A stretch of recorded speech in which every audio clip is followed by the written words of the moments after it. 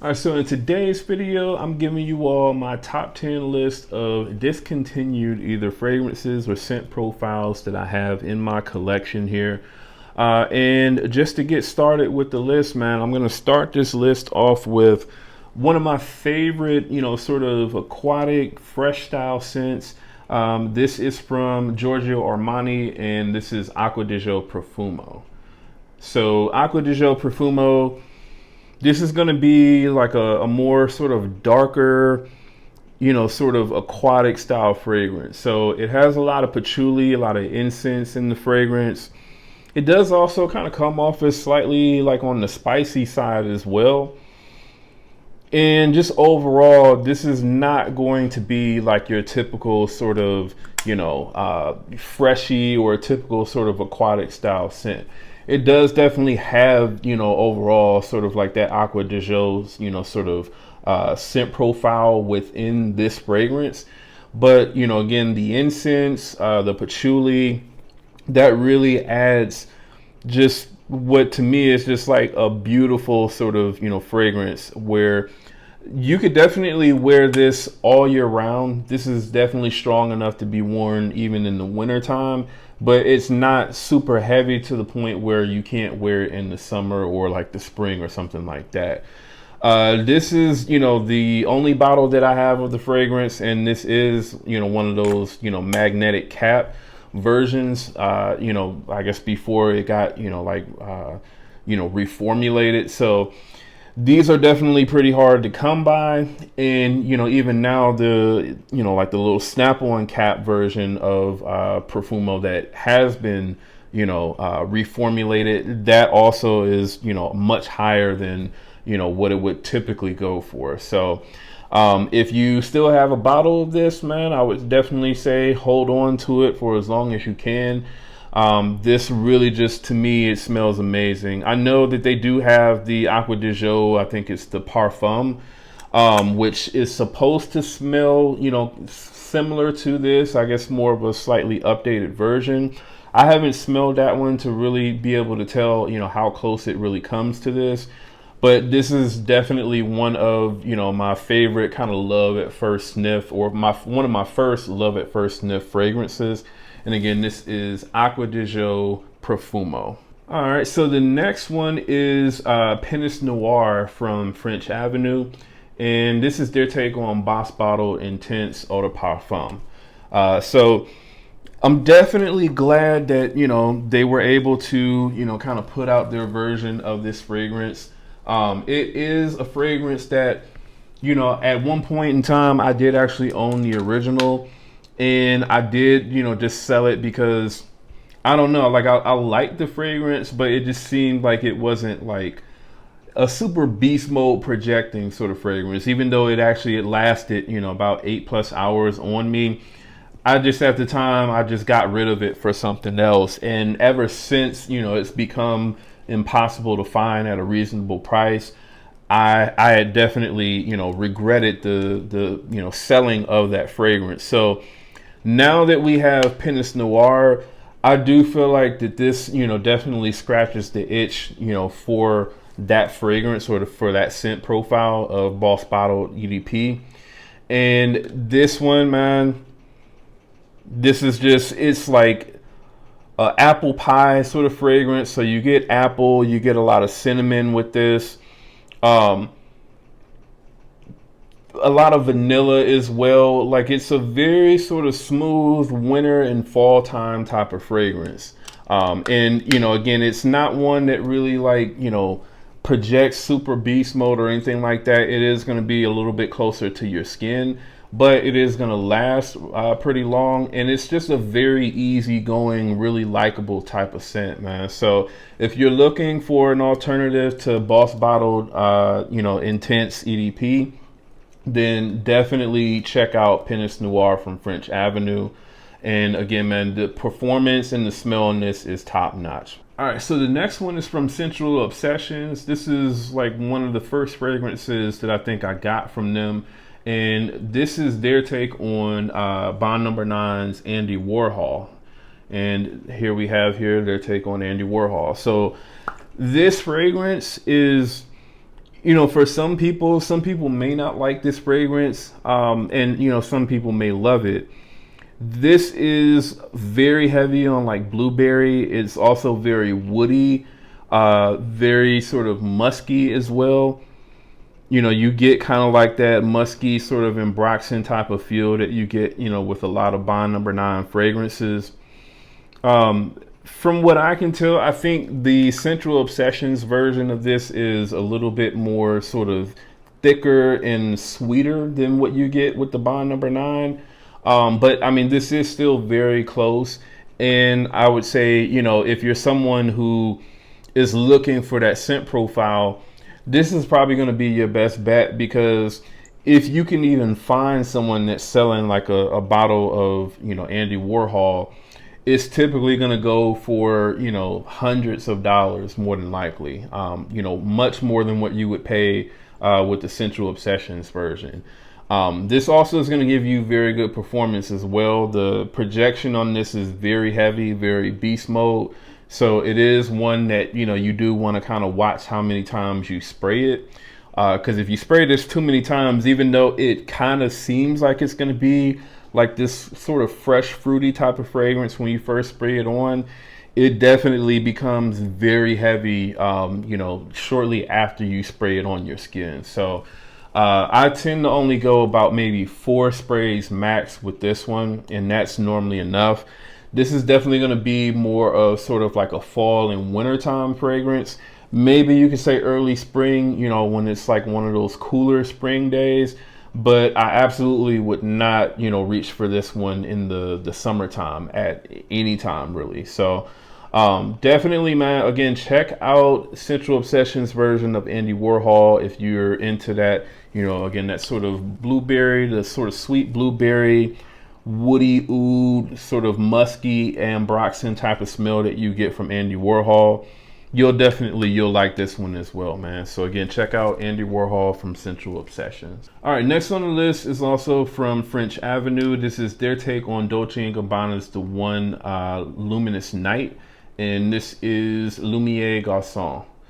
So this is a very high quality beast mode, you know, interpretation of that fragrance, and it's also a very affordable take on the fragrance. So this is going to normally run you like around $50 to $55 or so on most websites that do have it.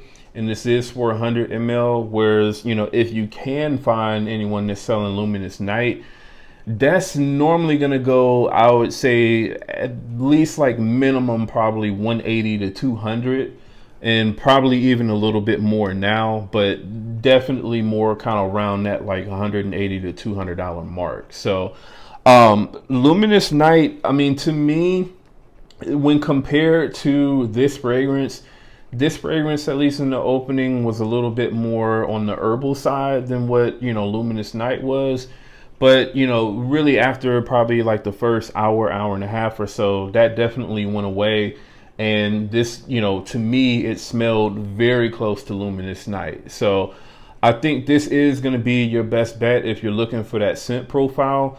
And this is, you know, just a really affordable, again, high quality take on Luminous Night that also does perform just as good, if not possibly better than, you know, what Luminous Night does.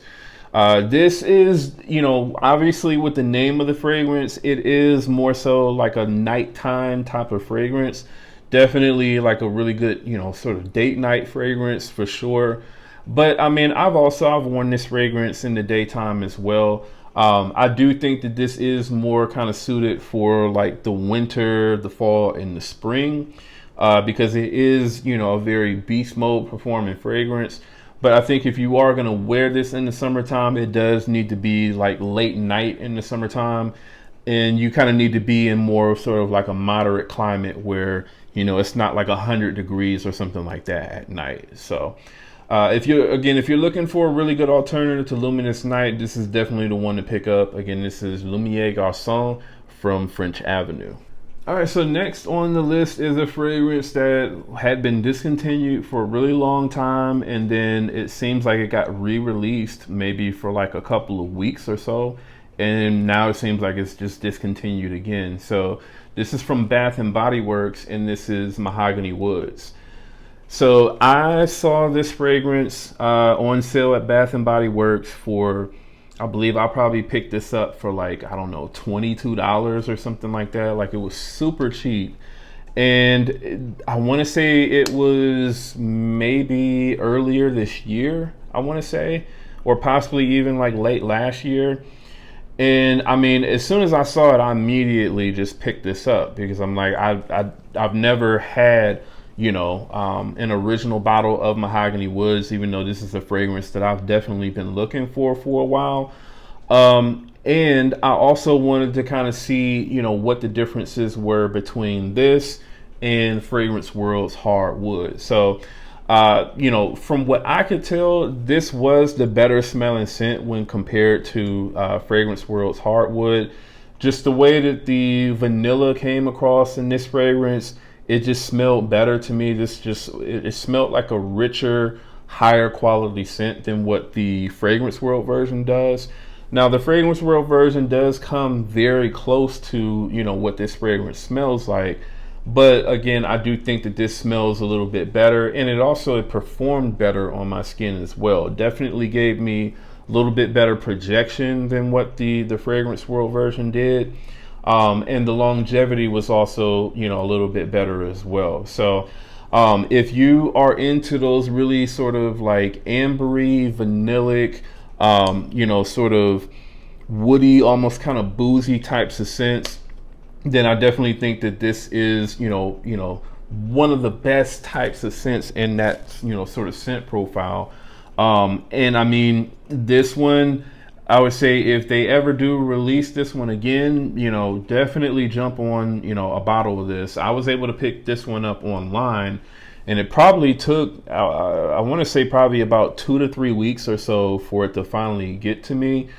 If you're ever in a Bath and Body Works store and they still have a bottle of this left, I would absolutely say scoop it up. Even if the cost of it is like, you know, $50+, I would still scoop it up, you know, even for that price, because this is a very nice, you know, sort of winter and fall time, you know, type of scent. It is very casual to me, but I do think, you know, you could still also, you know, wear this in like date night situations and stuff like that. So it does have some versatility, but it is, again, you know, discontinued right now. So again, if you can get your hands on this for a decent price, then it is worth it, man. So again, check out Mahogany Woods from Bath and Body Works if you can find it. All right, so the next one is going to be from Pinnace Scents, which is basically Paris Corner. This is their take on 1 Million Prive, and this is Milano Prive. So when I compared this to Paco Rabanne's 1 Million Prive, I really didn't notice that much of a difference between, you know, this and the 1 Million Prive. This still gave me about the same performance that I was getting with the 1 Million Prive. So, you know, easily over 8 hours for sure. The projection was about the same as well. You know, so, you know, at least about probably around an arm's length or so for like the first hour and a half or so. And this is just a very nice kind of, you know, sweet, believe you kind of get like maybe some blood orange or something like that, some sort of citrus at the very opening of this, and then it kind of transitions into like tobacco, cinnamon, believe there's like some vanilla and tonka in this as well. It's just one of the best sort of, you know, 1 million scent profiles that, you know, they've released. It's definitely a shame that they discontinued the original scent, but this definitely, I feel like this does a good enough job to where you really don't need to go out and buy, you know, the original fragrance at, you know, the inflated prices that it goes for. So, you know, again, if you're looking for a really nice alternative to 1 Million Prive, then I absolutely recommend the Pinnace Scents Milano Prive. All right, so the next one is from the house of Zara, and this one, I don't know, it seems like they like almost immediately discontinued this fragrance.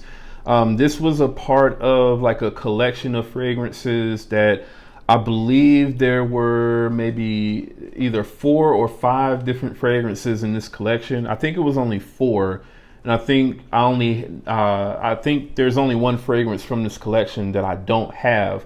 But this is Lush Vetiver from Zara, and this is just one of the best sort of, citrusy, sort of, green, earthy, sort of vetiver types of scents that I've smelled.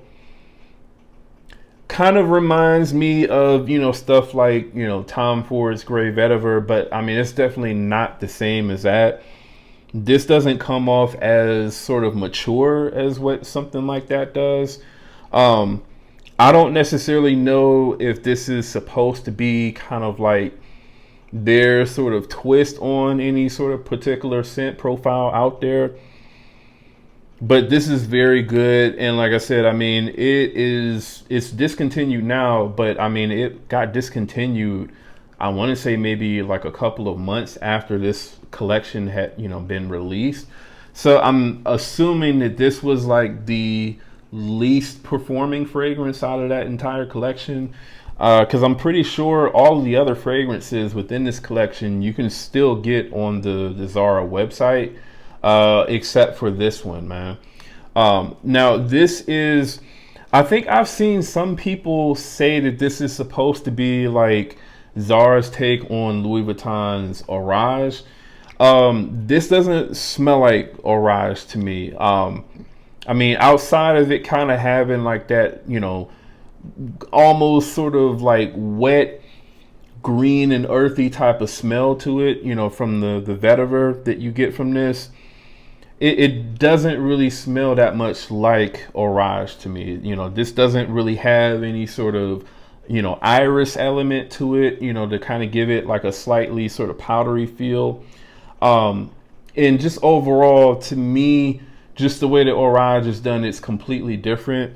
Now, I know in a lot of cases with these Zara fragrances, they're not necessarily like supposed to be clones or one-to-one clones or anything like that. A lot of times they kind of take a scent profile and they add their own sort of twist to them. But at least for me anyway, like I said, this doesn't really smell anything like Orage to me. This is definitely just a very bright, fresh, uplifting, sort of citrusy, green kind of vetiver, type of fragrance. And this is one that I do really love to wear to bed because it's not like super strong. I don't really like wearing super strong scents to bed. If I'm going to wear a fragrance to bed, I like it to be like really kind of light and fresh. And this is definitely one of those types of fragrances. All right. This would also be a nice sort of gym scent, I think. This would be a nice scent to maybe wear in, places where, they really don't want you wearing fragrances, but you still want to wear something. I don't think that, too many people would be offended by this, or like if you're on a plane or something like that, this would be the type of scent, that you would maybe want to wear. But overall, man, this is a very inoffensive, fresh, clean, citrusy, bright, uplifting type of scent. And it's a shame that it's been discontinued, man. So again, this one is Lush Vetiver from Zara. All right, so the next one on the list is from Paris Corner. Now, the original fragrance is what's actually discontinued. The fragrance that I have here, it has been a little bit hard to find recently, but it looks like it has kind of come back into stock at different places. And this is Paris Corner Amir's Frenetic Delicieuse. So this is their take on Dior's Fave Delicieuse. And this is a very good interpretation of that fragrance, man. I think really, if you're a fan of Fave Delicieuse and, you don't want to, pay inflated prices for, someone selling like a secondhand bottle or something like that, I do think that this is like your best bet when it comes to that fragrance. It is extremely close to the original.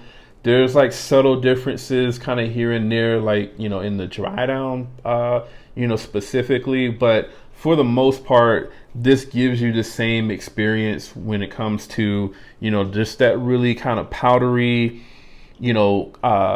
slightly sort of, it has like this tart cherry sort of feel to it. It's powdery. It's very much like a gourmand fragrance. So it kind of smells like almost like baked goods or baked cookies, almost sort of, you know, with like a lot of spices. Again, that tart cherry. You know, a lot of tonka in the dry down as well, and vanilla. This is definitely a fragrance that you have to, it is I would say a more kind of feminine leaning type of fragrance. So, you know, if you don't like really sweet scents or scents that can be kind of perceived as feminine leaning, then, you know, definitely you'll want to stay away from this one. But if you are a fan of Fave Delicieuse, then I think that this is probably going to be your best bet outside of, you know, just shelling out hundreds of dollars for the original Fave Delicieuse. All right. This also performs very good as well, man. I easily, every time I wear it, get over 10 hours easily. And the projection on it is very good for like the first 2.5 hours or so. So I do really like this fragrance. It is a winter time fragrance for the most part. I really don't ever reach for this fragrance any other time of the year because of, you know, the, you know, thick sort of, you know, cloying nature that this kind of has. But, you know, again, for that time of the year, this is a very nice choice. So again, check out Frenetic Delicieuse from Paris Corner Amir. All right, the next one is from Fragrance World, and the original fragrance is the one that's actually discontinued. But this one is also another one of those fragrances that are extremely hard to find, you know, in most cases. And this is Fragrance World's Absolute Gold. So this is their take on Gold Mer Absolute from Carolina Herrera. So that fragrance, Carolina Herrera Gold Mer Absolute, is a discontinued fragrance. And so I believe that's probably why Fragrance World decided to, you know, put out this fragrance. And this is going to be a fragrance that I think, you know, some people are not necessarily going to like that much. But, you know, at least for me anyway, I do really like this one. This is very heavy on like dark chocolate. You get a lot of sort of like black pepper and immortelle in the opening of this. So it kind of comes off as like chocolatey, but like at the same time, you know, like really sort of spicy and almost kind of green, you could say, in the opening. But once it starts to dry down, the chocolate in this, even though it's dark chocolate, it kind of becomes, you know, slightly sort of creamy, you know, in the dry down. I believe there's also like some vanilla in this as well that really kind of, you know, rounds this out and smoothens the fragrance out. It's a very different sort of almost gourmand type of fragrance. But again, I really do enjoy the way that this one smells, man. So if you're into that scent profile of Gold Mer Absolute from Carolina Herrera and you've been looking for like an alternative to that, if you can find this, I would definitely say pick this one up, man. I think really the only place that I've ever seen this, which is the place that I purchased this fragrance from, is fragbar.com. So if you ever see this on there, definitely pick it up if you're looking for it. But yeah, man, definitely check out Absolute Gold from Fragrance World. All right, and then the last fragrance on the list, this is also a Zara fragrance. I made kind of like a vlog video on this fragrance years ago, like back when I first started the channel. Kind of did like a vlog of myself going into Zara and picking this fragrance up after work one day. And then, you know, kind of did like a sort of like a performance sort of breakdown with me wearing this fragrance going on a hike up a mountain. Definitely check that video out. It's probably, I want to say back in 2019 or so. So you'll kind of have to go through a couple pages of videos for that. But it is still on the channel, man. And this one is Zara's Vibrant Leather Cologne. All right. So the main thing that drew me to this fragrance was it was getting compared a lot to Dior Homme Cologne. And this was like 120 ml version of that fragrance for like, I believe $30 or $40 or something like that. Whereas Dior Homme Cologne was at that time going for a lot more, probably like $90 to $100 for, I believe, 100 or 120 ml. And this does smell a lot like that fragrance. So you could definitely say that you know, this is kind of like Zara's sort of twist on that type of scent profile. This does smell different though, and the main difference that you get with this fragrance over something like Dior Homme Cologne is they've added a really heavy dose of ginger to this fragrance that really kind of makes this fragrance sparkle and pop. And I, you know, if you're familiar with me and what I like in terms of fragrances, you know, obviously I'm definitely a freshy type of guy, but I really love ginger in fragrances. I really do. So this is just basically, it's like lemonade with ginger added to it. Lemonade, ginger, maybe you could say some musk, I believe, some musk or ambroxan or something like that within this fragrance, but it is very good. Over the years, this is also, you know, started to perform much better than, you know, what it did when I first got the fragrance. I tend to kind of wear this fragrance like when I go to the gym or like on super hot days when I know I'm going to be sweating, and this fragrance projects like a beast now. It does last a lot longer than it did, you know, when I first got it. When I first got this fragrance, I felt like it really only lasted maybe like an hour and a half, 2 hours or something like that. Now I easily get kind of like more along the lines of like 5.5 hours or so from this fragrance. So, I mean, for this type of scent profile, I think that's really good. And again, the projection is really strong, at least for like the first hour and a half or so. So this is very good, man. What I actually like to do with this fragrance now is I like to layer this with Art Al Zafran's Saheb Intense. So that's like their sort of interpretation of Louis Vuitton's Imagination. That fragrance does come off a little bit sweeter, and it does have, to me, a little bit heavier emphasis on like the tea note in Imagination, and not so much really on like the neroli. But those two fragrances together, with, you know, the emphasis on ginger in both fragrances and kind of like, you know, tart citruses, it just makes for like one of the best, brightest, you know, citrusy types of fragrances that you can wear. And that is a really good combination that I like to put together. I normally wear that when I go to the gym, and it just smells amazing while you're sweating and working out, man. So if you can find a bottle of this for a reasonable price, because I've seen people selling this on eBay for well over $100 now, I wouldn't pay that much money for the fragrance. But I think, you know, if you can find somebody that's maybe selling this for like $60 or something like that, and, you know, maybe it's at this level or even, you know, even more full than what this is, then I would say, you know, maybe pick this up. It is a very good pickup, and it does smell very good, man. So again, definitely check out Vibrant Leather Cologne from Zara. And that's the list, man. That is my list of, you know, top 10 scents or scent profiles, man. Definitely let me know in the comments what you all think about this list.